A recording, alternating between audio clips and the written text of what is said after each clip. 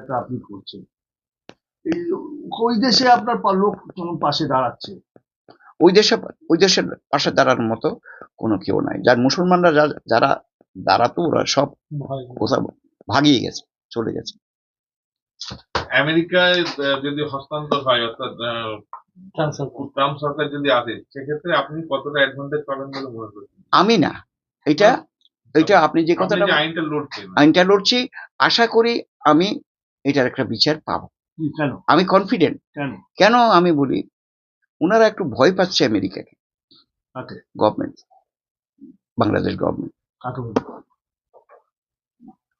আমেরিকার গভর্নমেন্ট ভয় পাচ্ছে প্রচন্ডভাবে।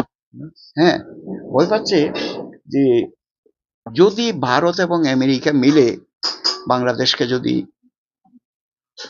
সমস্যা ইয়ে করে, তাহলে ওনারা এই জন্য ভয় পাচ্ছে। অনেকে তো আবার